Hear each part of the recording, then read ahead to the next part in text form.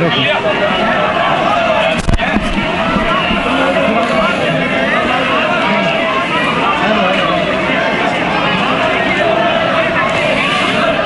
नमस्कार दोस्तों, आज हमें दिल्ली के जंतर मंतर पे, जहाँ पे समाजवादी पार्टी मौन सत्याग्रह यहाँ पे किया जा रहा है। आप देख सकते हैं किस तरह सोशल डिस्टेंसिंग का फर्क यहाँ पे नज़र आ रहा। 20 से 25 लोग, जितनी परमिशन यहाँ पे मिली उतने ही लोग यहाँ पे मौजूद रहे।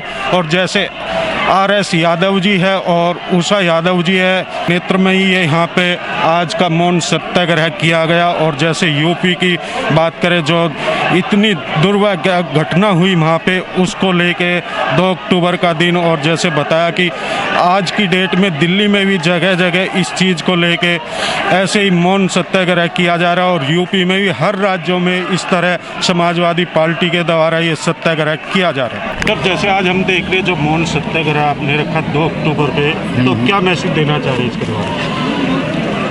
ये जनता को भी मैसेज दे रहा हूँ और सरकार को भी चेता रहा हूँ कि हमारे देश की आज़ादी है वो सत्य और अहिंसा के पथ पर गांधी जी के नेतृत्व में लड़ी गई।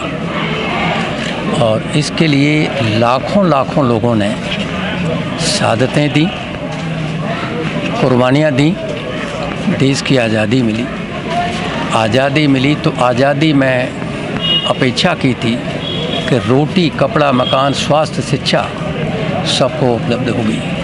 अभी आपने देखा आज जो हो रहा है, जिसको लेके हम चिंतित हैं। और 24 अक्टूबर 2019 को भी एक हमने प्रदर्शन जंतर मंतर भी किया था और सरकार को चेताया था, राष्ट्रपति जी को ज्ञापन दिया था कि उत्तर प्रदेश में जंगल राज है। सुप्रीम कोर्ट ने भी अपनी 2 बार मोहर लगाई कि उत्तर प्रदेश में जंगल राज जैसी स्थिति है। अब वो चरितार्थ हो रही है। बच्चियों का आपने देखा अभी अभी रिसेंटली 1 हफ्ते के अंदर ये जो घटना हुई है हाथरस में, ऐसा अपराध पहले सुना नहीं था, सुना भी नहीं था। आज़ादी के बाद ये अपराध हुआ। बच्ची, उसके तुरंत इसके साथ में 1 आध दिन बाद बलरामपुर में घटना हुई, वो भी बच्ची के साथ में, ये दलित बच्ची थी, वाल्मीकि समाज की बच्ची थी यहाँ पर हाथरस में, और दलित समाज की बच्ची भी इसमें थी बलरामपुर में। उसके बाद आजमगढ़ में भी ऐसी सिमिलर घटना हुई। तो कितना, कहाँ गई पुलिस? पुलिस का कुशासन, ये शासन तंत्र जो फेल हो रहा है। तो ये हमने डिमांड की है कि ये राष्ट्रपति शासन लगाया जाए। उत्तर प्रदेश में वाकई जंगल राज है। ये आपकी मांग है या आपकी पार्टी की, समाजवादी पार्टी की मांग है? समाजवादी पार्टी की मांग है। हमारी मांग तो है ही है। हम दिल्ली प्रदेश, अखिलेश यादव जी का आह्वान है, आज सारे उत्तर प्रदेश में जिला हेडक्वार्टर पर ये वहाँ पर धरना प्रदर्शन चल रहे हैं, मूक शांति। हम भी यहाँ पर मौन व्रत धारण करके चल रहे हैं, लेकिन चूँकि आप मीडिया हैं तो मैं बोलना पड़ रहा है।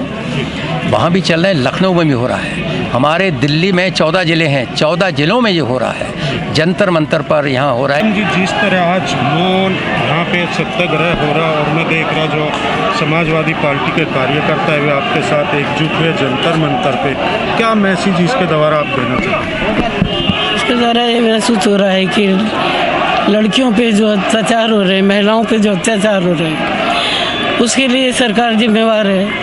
और सरकार ने इतना कुछ होने के बावजूद भी कोई भी कदम ऐसा नहीं उठाया जिससे कि महिलाएं सुरक्षित रह सकें। महिलाओं का कोई सुरक्षा नहीं है, कोई अधिकार नहीं है। जो लड़के बलात्कार करते हैं वो भी हमारे घरों के हैं, जो लड़कियां बलात्कार होती हैं वो भी हमारे घरों की हैं। लेकिन घर वालों ने भी कभी ये नहीं देखा कि हमारे लड़के जो आए हैं वो कहाँ से आए हैं और क्या करके आए हैं। लड़की कितनी समझदार हो, लड़का नालायक होगा, घर आएगा तो माँ कहेगी बेटी से कि इसको खाना दो, इसको पानी दो, ये नहीं पूछेंगे लड़की कितनी समझदार है, लड़की पढ़ रही है या कुछ भी, उसका ध्यान नहीं है। जिस तरह यूपी सरकार ने तो बिल्कुल ही आंखें मूंद ली हैं। जिस तरह के अत्याचार हो रहे हैं, कुछ तो बाहर आके शिकायत करते हैं, लेकिन कुछ तो शर्म के मारे और कुछ अपनी बदनामी के मारे रिपोर्टें होती ही नहीं है। इतने इस तरह के अत्याचार हो रहे हैं महिलाओं पे, लड़कियों पे। उधर कहते हैं बेटी बचाओ, उधर इस तरह के बेटियों पे जुल्म हो रहे हैं। उन जुल्मों का, उन समस्याओं को दूर करने की जिम्मेवारी हमारी सरकार की है। निर्भया कांड इतना भयानक हुआ, उसका भी 7 साल में उन्होंने जाके फैसला किया। तो ये छोटे छोटे तो उनके लिए कोई मायने नहीं रखते। यूपी सरकार में इस समय जंगल राज है। मैडम, मेरा एक सवाल है, जिस तरह यूपी सरकार ने जो लड़की के साथ जो अत्याचार हुआ, दुर्व्यवहार हुआ, उसके घर वालों को 25 लाख एक नौकरी की बात की, क्या उससे वो बेटी आ जाएगी? और ऐसा है यूपी पुलिस ने रात को उस बेटी को जला ऐसा दिया है, गया, अंतिम अब संस्कार नहीं अपनी किया। बुराइयों को छुपाने के लिए वो चाहे पैसा दें, चाहे मकान दें, चाहे नौकरी दें, उससे ना तो उनकी इज्जत वापस आएगी, ना उनकी बेटी वापस आएगी, और ना ही जो उन्होंने बदनामी हुई है उनकी वो वापस आएगा। तो उससे कोई फ़र्क नहीं पड़ता, उनके देने से या कहने से कोई फ़र्क नहीं पड़ता। इस तरह के अत्याचार कराते रहे और पैसे बांटते रहे और मकान बांटते रहे, नौकरियां बांटते रहे, तो उससे जुर्म ख़त्म नहीं होगा, उससे अपराध ख़त्म नहीं होगा, उससे बढ़ेगा। और Like, share and comment. To subscribe this channel, please press the bell icon.